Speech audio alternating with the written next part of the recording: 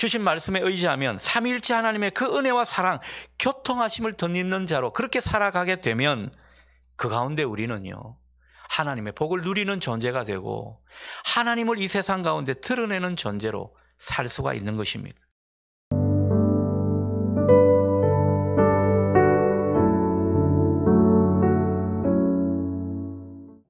지난주 수요일 아침 서울 지역에 갑자기 사이렌 소리가 울려서 많이들 긴장했을 줄 압니다. 서울시가 사이렌 소리와 함께 경계 경보 발령을 내서 대피하라는 그런 방송을 했죠. 다들 그 소리에 놀랐다고 합니다. 어떤 분은 전쟁 났나 싶어서 머릿속이 하얘지는 그런 일이 있었다고 하고요. 또 어떤 분은 실제로 대피하라고 그러니까 현금이며 또 카드며 여권 등을 급히 챙겨서 캐리어를 끌고 나왔다고, 도피하려고 말이죠. 그런 이야기를 하는 것을 들었습니다. 그런데 그 경계 경보가 오발령이라는 소식을 듣고 욕 나올 뻔했다고 그렇게 말을 하는 분도 있습니다. 북한의 미사일 도발이 끊이지 않는 가운데 우리가 겪는 아주 우픈 상황이 아닌가 싶습니다. 서울시가 잘못이다, 행안부가 잘못이다, 이런 것을 탓하기 전에 평화의 길이 참 멀구나, 우리가 이런 것을 느끼면 좋겠습니다. 여러분, 이 평화는 쉽게 얻어지지 않습니다. 세상에는 평화를 미워하는 이들도 많고요, 이 평화를 이루고 화평을 이루는데 방해하는 세력들도 많이 있습니다. 악한 영들은 어떻게 하면 다투고 전쟁을 부추길까, 이것만 연구하는 그런 존재라고 볼 수가 있습니다. 하지만 이 평화는 명백히 하나님의 뜻이라고 볼 수 있습니다. 우리가 이를 위해서 기도하며 씨를 뿌려야 하는 것, 우리의 사명일지도 모릅니다. 모레는 현충일이자 절기상으로 망종이죠. 이 망종은 곡식에 종자를 뿌리기가 적당한 때다, 이런 뜻이라고 볼 수 있겠습니다. 쉽게 말해서 씨 뿌리기 좋은 시기다, 그렇게 이해하면 된다는 것입니다. 나라를 생각하고 또 국가의 안위를 걱정해야 하는 이 보훈의 달에 우리 믿는 사람들이 무엇보다 평화를 위한 기도의 씨를 뿌려야 할 것입니다. 나라의 평화를 위해, 또 나라와 나라 사이에 긴장이 완화되고 평화가 조성될 수 있도록 말이죠. 정치하는 분들 사이에 평화와 상생이 일어나도록, 그리고 우리의 각 가정과 또 우리가 속한 사회, 일터에 반목과 질시가 사라지고 대신 화평과 화목함이 깃들도록 기도하면 좋겠습니다. 무엇보다 우리 스스로가 서로 아껴주고 존중해주는, 서로 사랑하는 마음이 생길 수 있도록 기도할 때라고 봅니다. 특별히 오늘은 삼위일체 주일인데요, 삼위일체 하나님이 보여주신 그 모습을 우리가 보고 배운다면 우리는 더욱 이런 기도의 씨를 잘 뿌리게 될 줄 믿습니다. 오늘 삼위일체 하나님이 보여주시는 그 모습을 우리 가슴속에 새기는 뜻깊은 오늘이 되기를 바랍니다. 자, 우리가 삼위일체 하나님을 잘 이해하고 설명한다는 것, 참 쉬운 일이 아닙니다. 그러나 이를 좀 쉽게 말하면 이런 것입니다. 하나님은 한 분이신데 그 하나님은 세 가지 위격, 모습으로 우리에게 경험된다는 것입니다. 마치 이런 거죠. 물이 얼음일 때가 있고 물일 때가 있고 액체일 때가 있고 또 수증기일 때가 있지 않습니까? 그런 모습으로 우리가 하나님을 경험할 수 있다라는 거죠. 하나님은 성부, 성자, 성령 하나님으로 그 위격과 모습은 달라도 한 분 하나님이심을, 본질적으로는 한 분이심을 우리에게 말해주는 것입니다. 삼위일체 하나님은 서로 내주하고 의존하시면서 일체, 곧 하나됨을 이루시는 모습입니다. 그래서 교회의 본질을 생각할 때 우리가 이것을 많이 생각하면 좋겠습니다. 교회의 본질은 다른 게 아닙니다. 삼위일체 하나님처럼 우리도 서로 소통하고 의지하면서 하나됨을 이루는 데 있다고 할 수 있겠습니다. 성도는 하나됨을 위해 부르심을 받은 사람들입니다. 예수님도 세상을 떠나시기 전에 아주 중요한 기도를 하나님께 드렸는데 그 중요한 기도의 한 가지가 뭐냐? 바로 제자들이 하나가 되게 해달라, 그 기도였습니다. 요한복음 17장 11절 하반절이죠. 거룩하신 아버지여, 우리와 같이, 삼위일체 하나님과 같이 그들도 하나가 되게 해 주시옵소서. 이게 주님의 그 마지막 기도의 하나라는 거죠. 얼마나 중요한 기도이면 이 기도를 마지막 때 드렸을까라는 겁니다. 오늘 바울 쓰신 고린도 후서의 마지막도 이 부분을 우리에게 강조하고 있는 것입니다. 여러분, 삼위일체 하나님이 하나이듯이 교회가 하나가 되게 해달라는 것이 주님이 마지막 순간, 그 중요한 순간에 드린 기도라는 사실 결코 잊지 마시기를 바랍니다. 그래서 우리 믿는 사람들은요, 어떻게 하든지 하나 되기에 힘쓰는 사람들입니다. 성부, 성자, 성령, 이 삼위 하나님께서 서로 사귐과 협력 속에서 하나가 된 그 모습을 보면서 우리도 하나가 되기에 힘쓰는 자들이 성도들인 것입니다. 여러분에게 이 진리가 더욱 명확히 깨달아질 수 있기를 바랍니다. 자, 그런데 이 삼위일체 하나님의 사귐 그리고 협력은 무엇보다 사랑을 기반으로 하는 것입니다. 여러분, 삼위일체 하나님이 서로 내주하고 의존하는 그런 관계라고 하는데 그 중심에는 뭐가 있느냐? 그 근간이 무엇이냐? 사랑이라는 거죠. 이게 중요하다는 것입니다. 그러니까 우리가 삼위일체 하나님에게서 배워야 할 핵심은 바로 이 사랑을 기반으로 하는 하나됨입니다. 그리고 사랑을 전제로 하는 평화를 이루는 모습입니다. 이게 우리 기독교 신앙의 실체라는 거죠. 이렇게 우리가 알듯 이 하나님의 사랑, 아가페적인 사랑입니다. 인간의 사랑은 에로스적인 사랑이라고 할 수가 있겠죠. 이 인간의 사랑과 하나님의 사랑은 차원이 다릅니다. 인간의 사랑은 하나님의 사랑과 무엇이 다릅니까? 인간의 사랑은 조건이 있습니다. 무엇 때문에 하는 사랑이다 라고 말할 수가 있습니다. 아무리 금슬이 좋은 부부가 있다 하더라도 이 조건이 충족되지 않으면 아마 사랑은 식어지기 마련일 것입니다. 그래서 이 사랑의 조건이라고 할 수 있는 그 무엇인가가 사라지게 되면 사랑도 사라지고 만다는 것을 인간적인 사랑에서 우리가 보게 되는 것입니다. 이런 거죠. 얼굴 보고 사랑하고 돈 때문에 사랑하고 배경 때문에 사랑하는 것은요, 시간이 지나면 다 식어지기 마련입니다. 조건이기 때문에. 그 무엇 때문에 그 사랑은 영속될 수가 없는 것입니다. 어떤 분이 아내하고 결혼을 했는데 결혼할 때 그 아내하고 결혼한 이유가 그것이랍니다. 아내가 고양이 상같이 아주 이뻐가지고 그래서 사귀게 되었는데 이 시간이 지나니까요, 이쁜 것은 모르겠고 그냥 사나운 고양이 같다, 그런 말을 하더군요. 사람이 그럴 수 있습니다. 또 남편이 아주 남자다워서 사랑한 분이 있는데요, 아이러니하게도 그 남자다움이 나중에는요, 꼴보기 싫은 이유 중에 하나라고 그렇게 말을 하기도 합니다. 조건적인 사랑이라 그렇습니다. 하지만 하나님의 사랑은 다르죠. 아가페적인 사랑은 무조건적인 사랑인 것입니다. 서로 다르지만 각각을 인정하면서 하나가 되려고 하는 욕구라고 할 수 있겠습니다. 통일성을 이루려는 그런 경향이기도 합니다.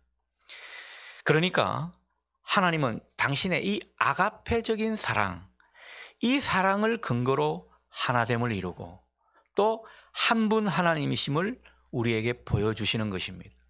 그러니 하나님께서 우리가 배우기를 원하시는 요소가 뭐겠습니까? 바로 이 사랑인 것이죠. 무조건적인 사랑. 그 사랑을 바탕으로 하는 하나됨을 이루는 것이 하나님이 우리에게 가장 원하시는 모습 중에 하나라고 볼 수 있겠습니다. 교회란 삼위일체 하나님의 그 사랑을 바탕으로 하나됨을 이루어가는 공동체인 것입니다. 교회 안에 서로 다른 사람들이 하나님의 사랑 가운데 점점 녹아지게 되면 서로가 하나됨을 실현하게 되는데, 그 하나됨을 실현하게 되는 모임, 그것이 바로 교회 공동체라는 거죠. 우리는 그것을 교회를 통해 연습을 하고요, 훈련을 받고요. 그리고 여러분의 가정과 일터 가운데서 이것을 실현하는 것입니다. 이게 우리 기독교인의 사명이라는 거죠. 그러므로 교회가 하나가 되려면 서로가 일단 하나님의 사랑 가운데 녹아져야 합니다.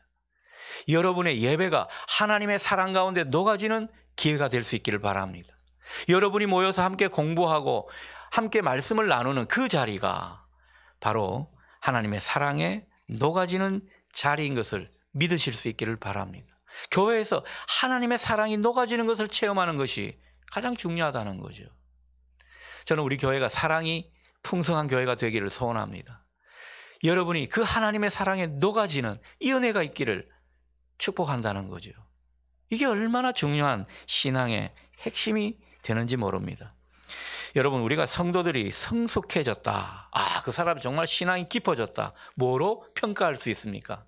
내가 20년, 30년 예수 믿었다. 그거 가지고 평가할 수가 없죠. 내가 장로다, 권사다. 아니요. 그거 가지고는 말할 수 없습니다.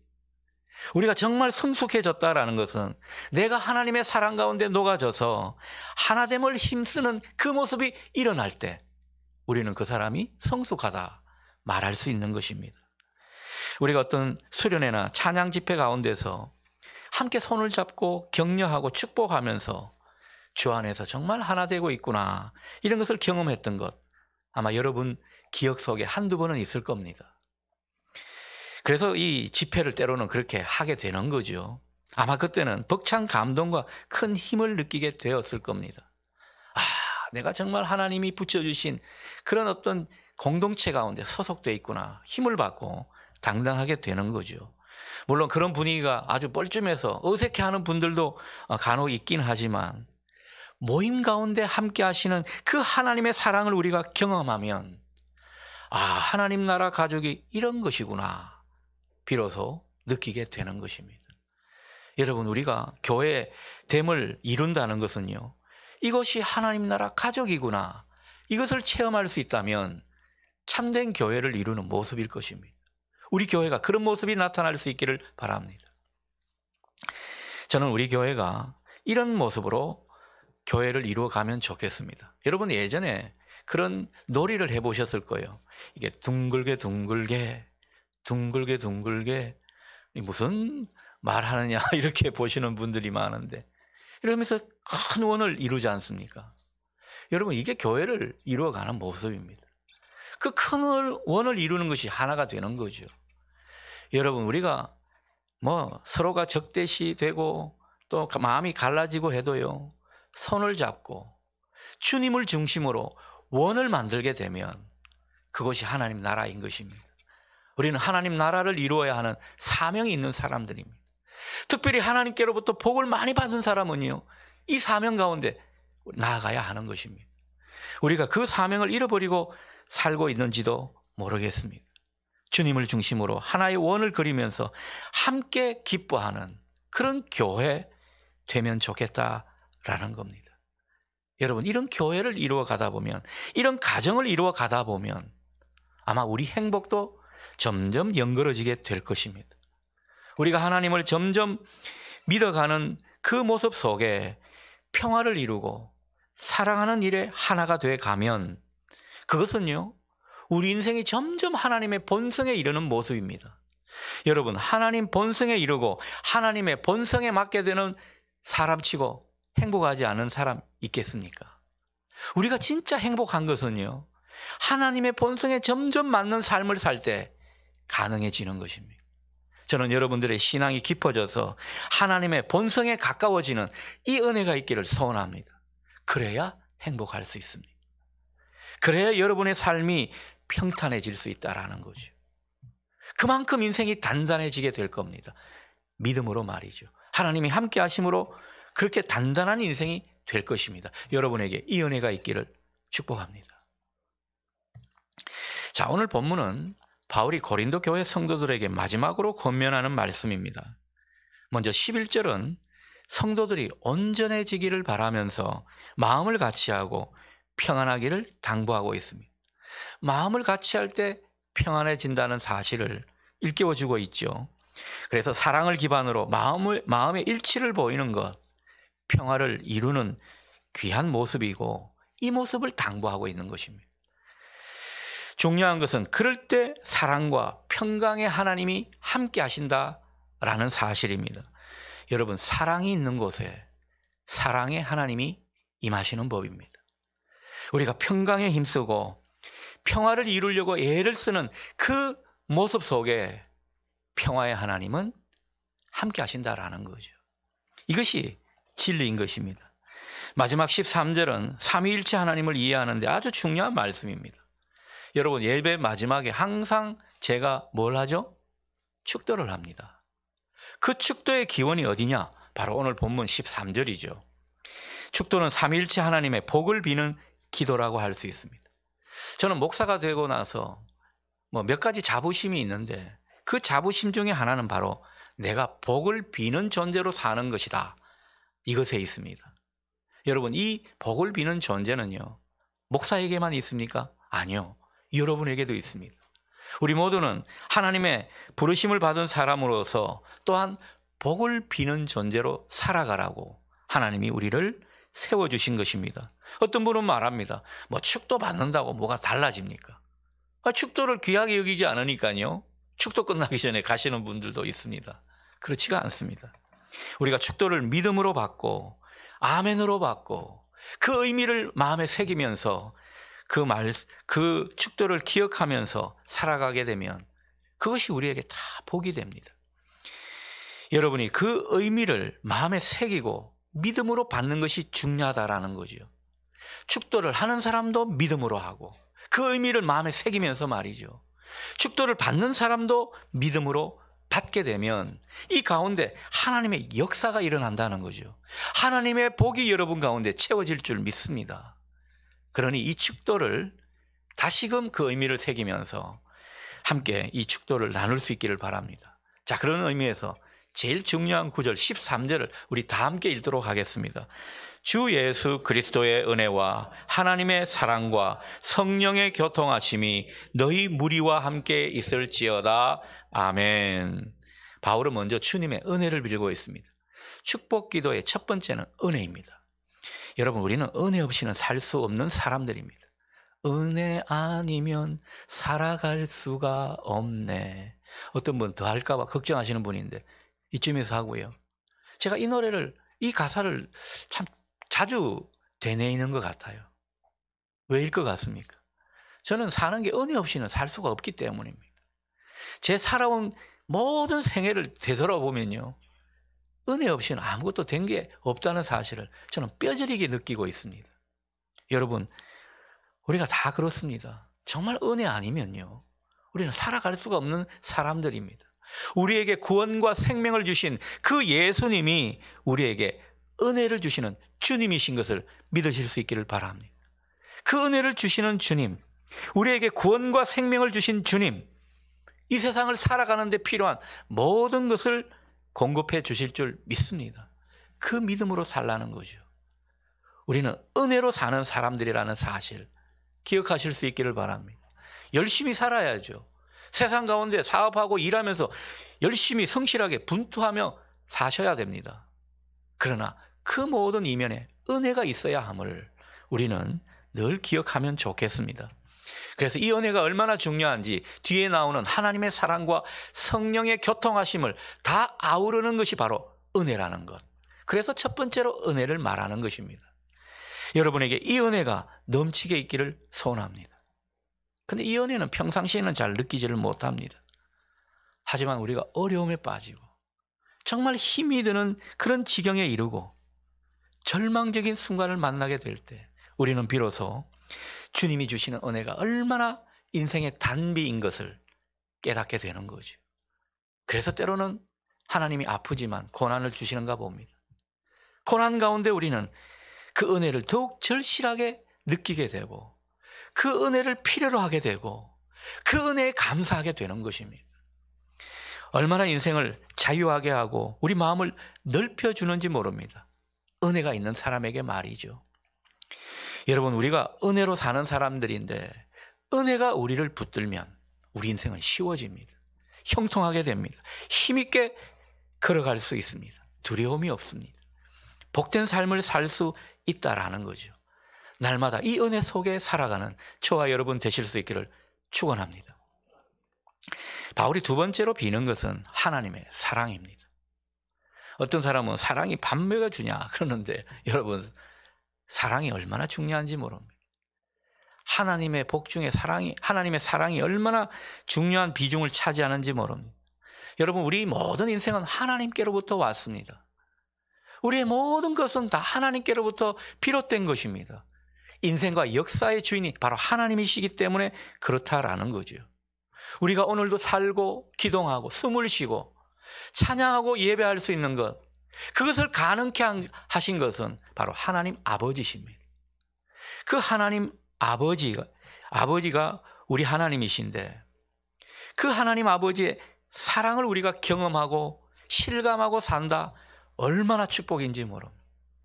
예배를 아무리 드려도, 여러분이 신앙생활을 아무리 잘한다고 해도 하나님의 사랑을 새롭게 경험하지 못하면 안고 없는 찐빵인 것입니다.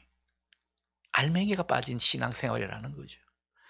여러분에게 하나님의 사랑이 더욱더 경험될 수 있기를 바랍니다. 여러분, 부모 사랑만 많이 받아도 자식이 그렇게 긍정적이고 밝을 수가 없습니다. 그런데 세상의 모든 것을 다 소유한 창조주 하나님의 사랑을 받고 산다, 얼마나 대단한 일인지 모릅니다. 그러니 이 사랑을 결코 가볍게 여기지 마십시오. 이 사랑의 실체를 더욱 알아가십시오. 이 사랑을 소유한 사람은 세상 사는데 자신이 있습니다. 사랑의 능력을 받고 실감하며 사는 그런 사람한테는요, 세상의 어떤 위협도 위협이 되지 않습니다. 어떤 공경도 공경이 되지 않습니다. 하나님의 그 사랑이 함께 하시니까요. 그 사랑이 우리를 살리는 것입니다. 그 사랑이 우리를 담대하게 하는 것이죠.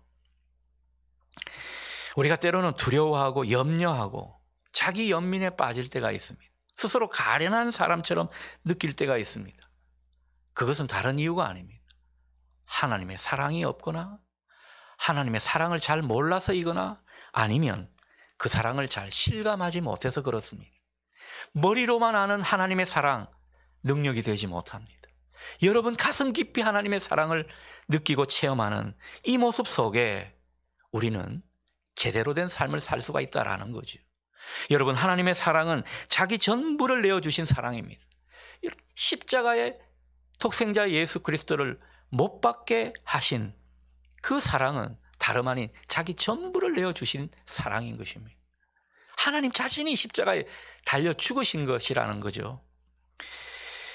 그래서 우리 신앙은요, 이 사랑에 감동되지 않고서는, 이 하나님 사랑에 물들지 않고서는 능력을 발휘할 수가 없고 제대로 성숙된 모습을 보일 수가 없는 것입니다. 여러분, 이 사랑을 모르면 은혜도 은혜로 알지 못합니다. 백날 은혜를 줘봐야 뭐합니까? 이 사랑을 모르니까 그 은혜를 은혜로 여기지 않더라는 거죠. 그러니 신앙생활에서 하나님의 사랑을 알고 깨닫고 누리는 것만큼 중요한 것도 없습니다. 그러니 여러분, 예배 때마다 하나님의 사랑에 푹 빠지시기를 바랍니다. 하나님의 사랑을 찾으십시오. 그 사랑에 녹아지기를 소원하십시오. 하나님이 그 사랑이 되어 여러분 가슴 가운데 차오르게 해 주실 줄 믿습니다. 그래서 예배의 감격이란 그 사랑을 체험한 사람이 고백하는 것입니다. 이 하나님의 사랑이 있는 사람은 삶을 윤택하게 삽니다. 영적으로 윤택하게 산다라는 거죠. 진짜 인생을 살 수 있습니다. 선한 일을 제대로 할 수 있습니다. 우리가 봉사를 한다고 하지만은 그것이 자기 의로 할 때가 많아요. 그러나 하나님의 사랑에 감동된 사람은 진짜 섬김과 봉사를 하게 되는 것이죠. 그러니 여러분, 이 사랑에 부요한 사람이 되시기를 바랍니다. 그래서 하나님 나라를 이루고 하나님의 뜻을 이루어가는 저와 여러분 되시기를 바랍니다. 이 사랑에 감동되고 이 사랑을 경험하고 이 사랑이 더욱 우리 가슴 속에 부여해지는 이 은혜가 있기를 축복합니다. 자, 바울은 마지막으로 성령님의 교통하심을 빌고 있습니다. 축복 기도의 세 번째는 교통하심입니다. 누가 교통한다고요? 성령님이. 자, 여기서 교통하신다는 것은 교제와 사귐을 의미하는 것입니다. 성령님은 우리로 하나님과 교제하며 사귈 수 있도록 그렇게 역사하시는 분입니다. 하나님과 우리 사이만 그렇게 하시는 것이 아니라 사람들과 사람들 사이에, 성도들 간에 교제하고 또 하나가 되도록 이끄시는 거죠. 이 교통을 하시는 분이 성령님이십니다. 그러니 그 성령님이 역사하시는 가운데는 소통이 활발하게 일어납니다. 막힌 담이 무너지게 되어 있습니다. 서로가 원수같이 지내는 그런 사이라도 함께 손을 잡을 수 있다는 거죠. 이게 성령이 하시는 일입니다. 사람은 그렇게 못합니다. 사람은 한번 안 보면 그만이지. 이게 본성입니다.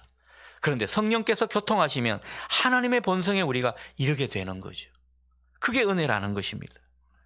그래서 저는 여러분의 가정과 직장 가운데 성령님이 역사하시기를 소원합니다. 성령님이 역사하시게 될 때 거기에 장벽이 무너지고 소통이 일어나고 화평을 이루는 역사가 일어나기 때문입니다. 그러니 성령이 임하는 것이, 성령이 역사하시는 것이 얼마나 중요한 일입니까? 여러분 가정 가운데, 여러분 일터 가운데, 우리 교회 가운데 성령이 더욱더 역사하실 수 있기를 소원합니다. 성령은 일종의 하나님의 생기요 숨이라고 할 수 있겠습니다. 하나님의 숨, 하나님의 생기라고 아마 지난주 말씀에도 나누었던 것 같습니다. 여러분, 하나님의 숨이신 성령이 우리에게 임하면 우리가 생기가 돋겠죠. 얼마나 우리가 삶의 활력이 생기는지 모릅니다. 어떤 분은 일을 해도 마지못해 하는 분이 있어요. 교회에서 사역을 해도 억지로 하는 분이 있습니다. 그런 분에게 성령이 임하시고 하나님의 숨이신 성령이 그 속에 침투하게 되면 어떻게 되겠습니까? 신명나게 하는 거죠. 여러분, 물론 자기 신명도 있겠습니다만 성령이 주시는 힘으로 신명나게 감당하는 저와 여러분 되실 수 있기를 바랍니다.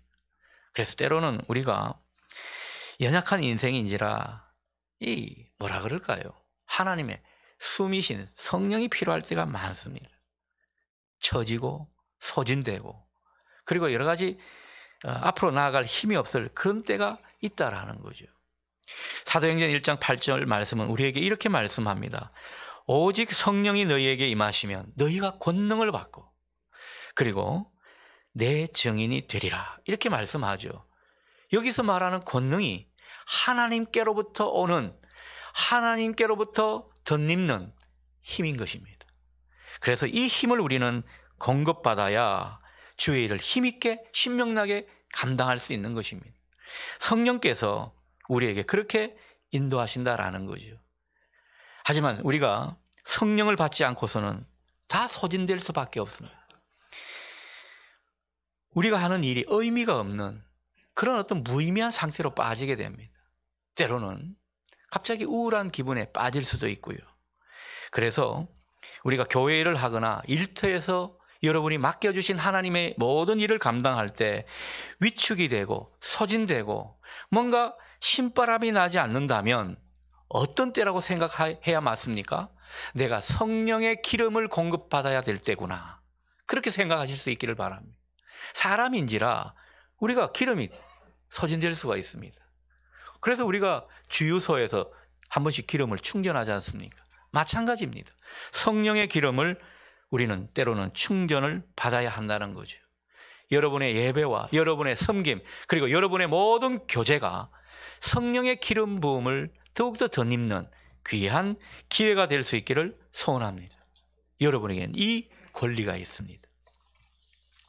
사실 우리가 행복하게 사는데 필요한 근간은요, 삼위일체 하나님의 축복 속에 다 포함되어 있습니다. 우리가 몰라서 그렇지 우리가 이것저것 막 구하죠.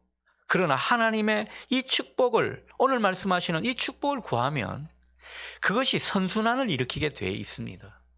이게 영적인 비밀이라는 거죠. 여러분의 인생이 우리 주 예수님의 은혜와 하나님 아버지의 그 사랑과 성령님의 교통하심 가운데 사는데 더욱 뿌리를 내릴 수 있기를 바랍니다. 여기에 뿌리를 내리면, 그래서 축도를 믿음으로 받고 그리고 이것을 소원을 가지는 이런 모습이 되면 우리는요, 삼위일체 하나님께 잇대어 사는 모습이 될 것입니다. 여러분, 삼위일체 하나님께 잇대어 살게 되면 어떤 복이 임하게 되겠습니까?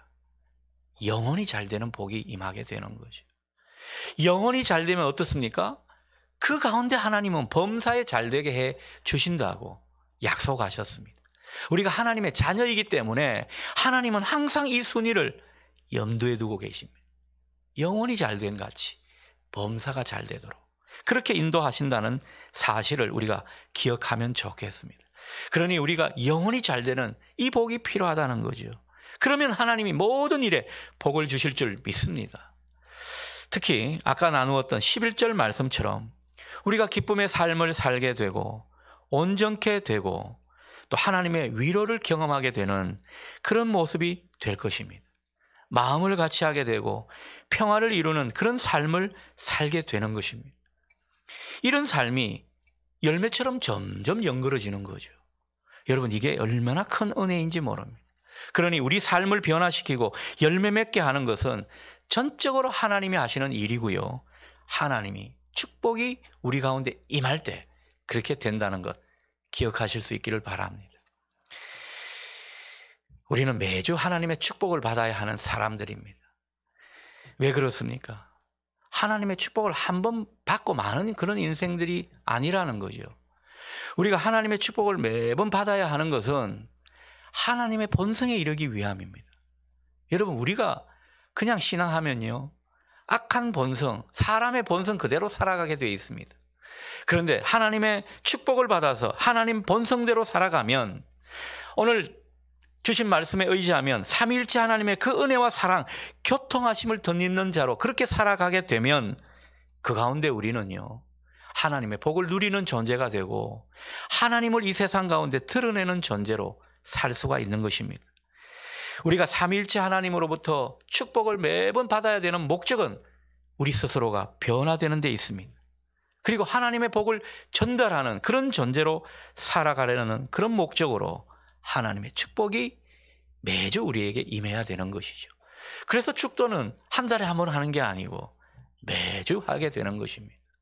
여러분, 매주 여러분에게 하시는 그 축복이 진짜 여러분 마음과 여러분 인생과 여러분 심령 가운데 채워지는 복이 될 수 있기를 바랍니다. 우리에게 이 은혜를 주신 것이라는 거죠. 우리에게 축복하시는 그 하나님의 의도와 목적에 더욱 부합하는 삶을 살고 또 축복의 전달자로 우뚝 서는 저와 여러분 되실 수 있기를 기원합니다.